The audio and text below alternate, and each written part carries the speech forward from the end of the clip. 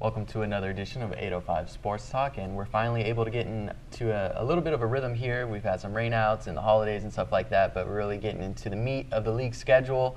PAC8 league basketball and soccer, and LPL basketball and soccer as well. And Tuesday night was a big LPL night as Lompoc and Cabrillo had that girls-boys basketball doubleheader. Elliot, you covered the girls game. Lorenzo, you saw the boys game. Over the last couple of years, those games have turned into kind of rivalry contests that were actually close. That wasn't the case Tuesday night. The girls' game was first. Elliot, you're on hand for that one. Can you kind of break down what you saw for us Tuesday night? Well, Cabrillo looks really strong. I don't know that they'll roll completely undefeated through the rest of the regular season, but they've got a bunch of talent on that team. Erin Jenkins, of course, leads the way. Now, they lost Brittany McCune to an injury, so that's really hurt them a lot because she's a huge star. She's number one on that team.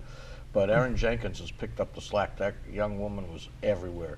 She played the point on their full court pressure defense that completely disrupted Lompoc. In the first half, Cabrillo had the edge, but they were allowing Lompoc to get inside and score. But then they turned up this full court pressure defense and just shut them down after that. They only allowed Lompoc to score 4 points in the third quarter. There were a lot of steals, a lot of turnovers, a lot of bad passes to try to beat that press, and they just took complete control. So that defense is going to carry them a long way. Erin Jenkins' younger sister, Jessie Jenkins, contributed a lot. She had 12 points. So she'll pick up some of that slack, but I don't know with the loss of McCune.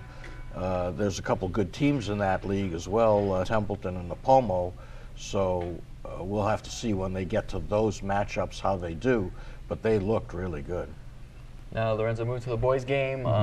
We weren't sure what to expect. Lompoc has Jordan Tyler over there now, and you might think that he could kind of be the difference maker there, but it appeared that Cabrillo handled them pretty easily. Were you surprised at all how decisive that victory was for the Cabrillo boys? Did you expect it to be a little closer? How did that go to your expectations? I was expecting a much closer game and certainly one with high emotions, but credit to C.J. Simmons. I mean, going against a guy Simmons coached last year, and I mean, most of those guys play with Tyler. I mean, sometimes the emotions run high. You kind of want to – it's almost like you smell blood, so to speak, but they kept themselves composed throughout the four quarters, even when they had that power outage, which was rare to see for 25 minutes. But, defensively, they really slowed down that up-tempo attack that Lompoc's been trying to implement. I mean, Jeffrey Ray was a non-factor in this game. Jordan Tyler was their lead scorer, and I believe he only had 9 points. And I was impressed with Austin Olson and his athleticism to be able to slow down and get in Jordan Tyler's face the whole night. And I mean, Leandro Knight, I've obviously have seen a lot of big games, breakout games from Leandro Knight, but this was like the one game where he was in a constant attack mode for all four quarters. I mean, he was just really aggressive throughout the whole night, both on the offense and defensive ends. So, I mean, just overall to me, it almost looked like a flawless night for Cabrillo. Yeah, and talk a little bit about that Austin Olson addition. Do you think that could be a bigger factor than we expected, a couple of weeks ago? How big of an impact do you think a guy like him can make on this Cabrillo team? He already, to me, makes that team a lot more athletic, especially on the inside. I mean, my initial thinking was with Tyler departing from Cabrillo, you're going to miss that physical interior presence, but Austin, to me, makes that team even more dynamic and athletic, especially on the offensive end, and he's equally adept on defense as well. Now, 3 or 4 games in, you've seen the girls at Cabrillo quite a few times. You've seen the Cabrillo boys as well. Do you see any of them suffering a league defeat? I know you haven't seen everybody in the league. Do you think it's going to be another 14-0 run for both those teams? I'm sensing it. I mean, to me, over the years, we've seen this. Lompoc was always that big challenge for Cabrillo girls basketball. Well, Lompoc's dilemma is they only have one senior, and they have an impressive freshman class. Well, unfortunately, I mean, there's still that maturation process they have to go through. I haven't seen Orchid Academy girls yet, but I know they're off to a fast start. I just don't know if they have the experience or the talent depth to withstand a Cabrillo. On the boys' side, you've already seen Cabrillo blow out San Ynez, which had an amazing year last year. Then you blow out Lompoc, which was off to a fast start. So to me, that tells me all I need to know, that everything seems like it's lining up for Cabrillo. Yeah, so it doesn't look like the LPL basketball races are going to be too tight, but it does appear the PAC8 League boys basketball season might be a little more open than we expected. Mission Prep, defending champion, they struggled a little bit, had to kind of eke out a win over Royal Grande last week. St. Joseph looked really good in their first 2 league games, and then comes Monday night, the Knights take on a Royal Grande at home. It's a 3-game week for the PAC8 League this week, Monday, Wednesday, and Friday games. So it's a Monday game. It's a little odd. And St. Joseph just came out flat and suffered a 60-48 defeat to the Eagles. They had a 10-7 lead after that first quarter, but after that, it was all a Royal Grande. That Ryan Glanville defense was all over the place, forcing a lot of turnovers. AG looked pretty impressive, and it seems like they might be in the mix there at some point, might be battling second place after already falling to Mission Prep. But I think the PAC8 League is wide open with Mission Prep right there. AG might get, maybe be able to take down the Royals in their second round matchup. Maybe St. Joseph can slip past Mission Prep when they finally meet. St. Joseph is at Atascadero Wednesday night.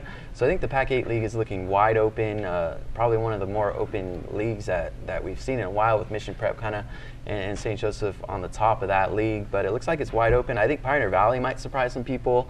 They beat Paso Robles Monday night. They had a pretty close contest against St. Joseph Friday night. So, kind of overlooked Pioneer Valley in boys basketball once they're in the PAC8 League. But, they might surprise some people. Maybe they'll be able to get past, an AG or maybe even stun Mission Prep later on this season.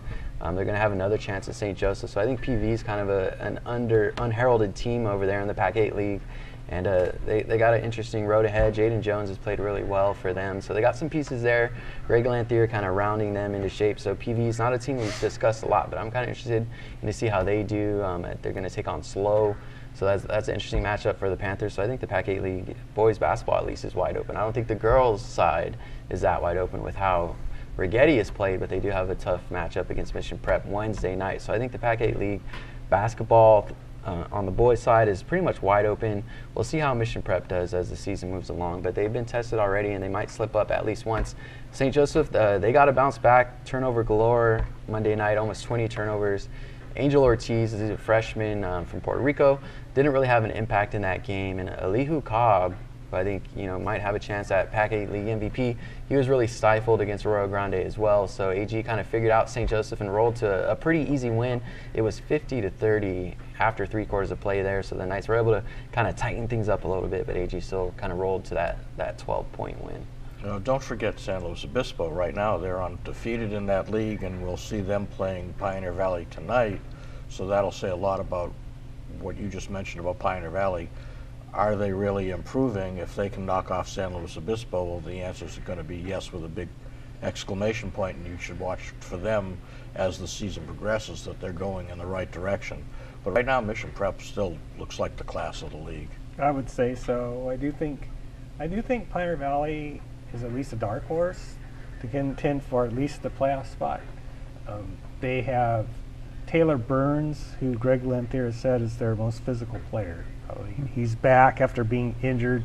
He couldn't play for all of the Santa Maria Holiday Classic because he was injured, and they have Salvia back, another important addition. So they could be a good factor in the PAC8 race. I agree. How they do against San Luis Obispo, I think we'll see. Will say a lot about where they're at. I mean, if they can knock off San Luis Obispo or at least give them a competitive game, I think that will indicate that they have a shot at a playoff spot. Yeah, we are kind of focused on the Rigetti Mission Prep girls basketball matchup Wednesday night, but again, that PV Slow boys basketball matchup Wednesday night is also a big one. So stay tuned for that result. Kenny, moving back to Tuesday night and the LPL, you saw some basketball action. San Ynez against Orchid Academy. We think we have a pretty good idea of who the LPL champion will be in Cabrillo in both boys and girls basketball. Can you kind of see some teams that will be battling it out for second and third place, battling for playoff pictures? What about San Ynez and Orchid Academy? I think it'll be the usual suspects. I don't see how Lompoc will miss out on a playoff spot. I think Napomo will be right there for a playoff spot. I have not seen Templeton yet, but they've obviously got something as they beat Lompoc. San Ynez can contend. Orchid Academy, I do think is on the upswing, but I think they're young yet. I think, to be honest, I think they'll have a very hard time against the pressure Cabrillo defense.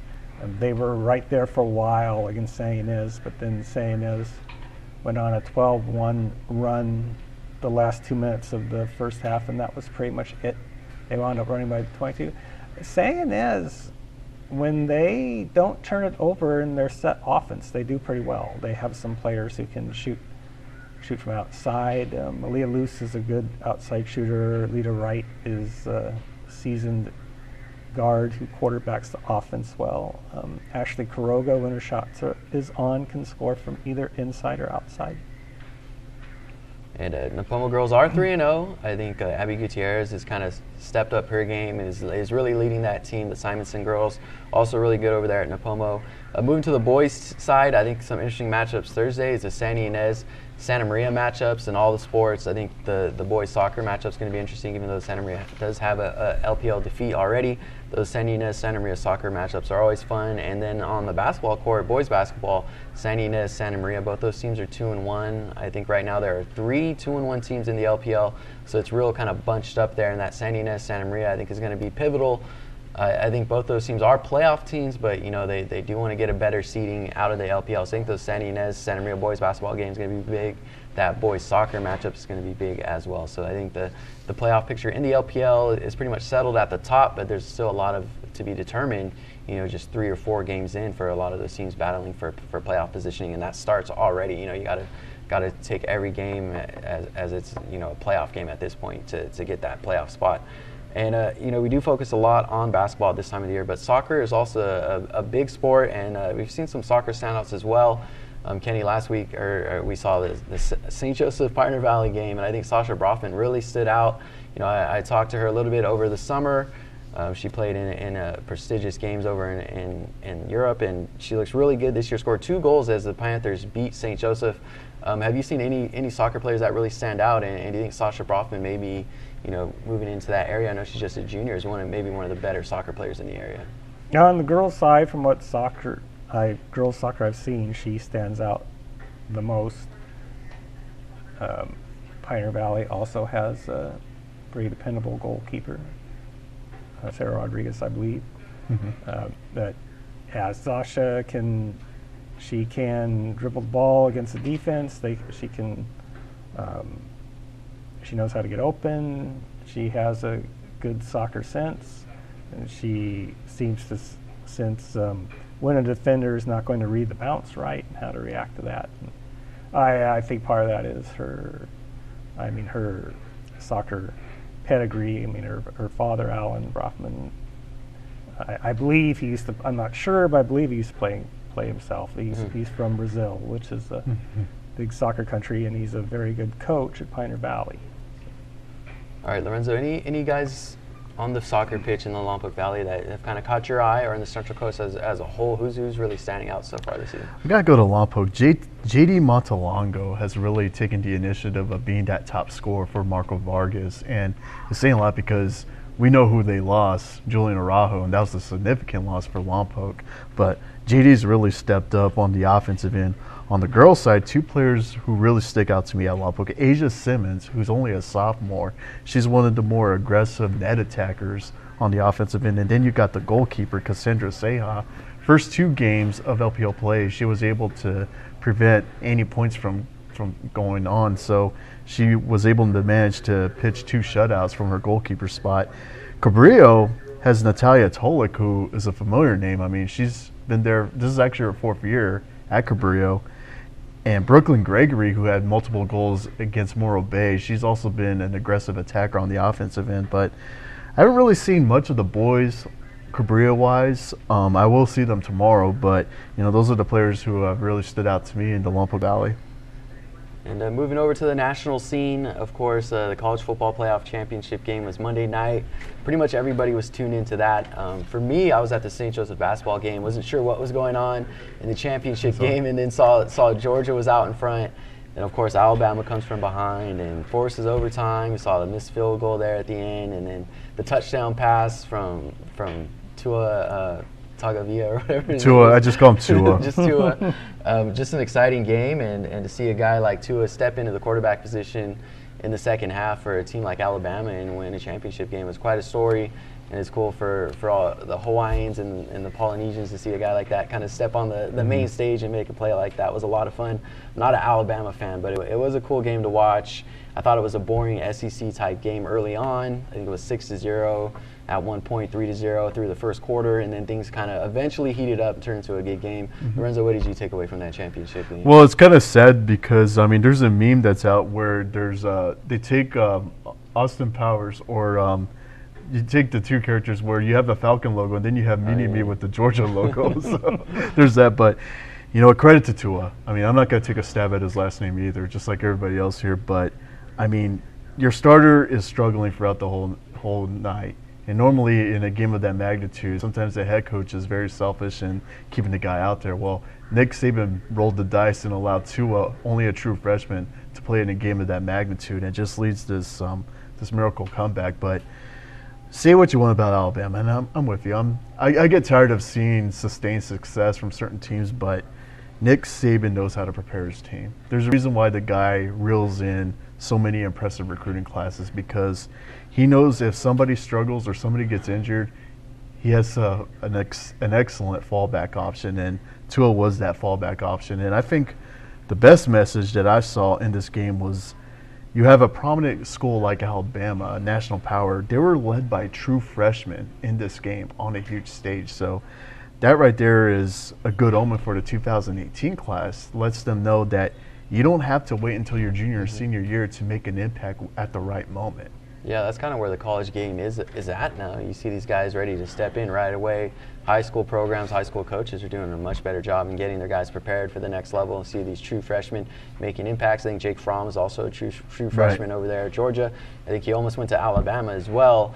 And talking about the change Nick Saban made, putting Tua in, I thought that was kind of a glimmer, just a glimpse into how he's so successful. It was the way he kind of handled that with the media afterwards. He said, I think we needed to make throws downfield. Jalen Hurts, I don't think he was able of doing that, so I put Tua in, and he made the throws. He probably wouldn't expect a coach to say like that. Said, I just needed a guy to make some plays, put him out. But he said, I don't think Jalen can make the throws. Tua could. I put him in. So he's just focused on what it takes to lead his team to a win. He doesn't care what the ramifications are. He doesn't care, if Jalen might, sour after that, might want to transfer. He was just focused on winning that game. He thought Tua was a better option, so he put him in. I thought that was kind of a glimpse into how Saban operates and how he looks at a game, and he made the right choice. And the Crimson Tide are the champs once again.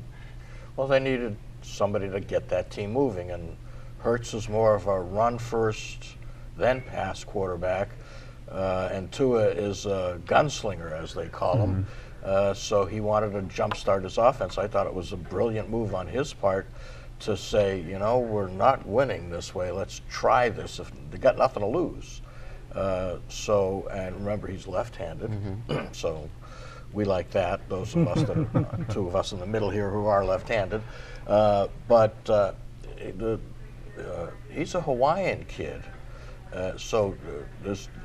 Don't forget the fact that as young as he is, he'd been mentored by Marcus Mariota since he's in the 5th grade. So he had a lot of good influences and a lot of good coaching.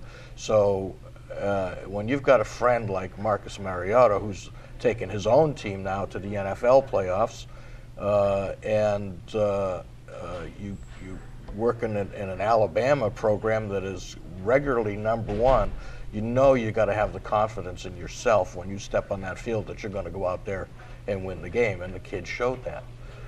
And now Saban may have a quarterback problem on his hands because he's got two guys that have a couple of years of eligibility left, because Hurts is not, what was he, a redshirt sophomore? I think true sophomore. No, true sophomore. True sophomore. So he's got 2 more years that he could be there, 3 more years for Tua. Which way does he go? He won a lot of games with Jalen Hurts under center, so he could go back to him, but I guess that's a good problem to have. I mean, you saw the Patriots had Jimmy Garoppolo waiting in the wings, and all he did was go out to San Francisco and win every game he started on a really bad team. He's made them into at least a pretty decent team. So, and also Saban learned from the master. He was one of Bill Belichick's assistant coaches on the old Cleveland Browns.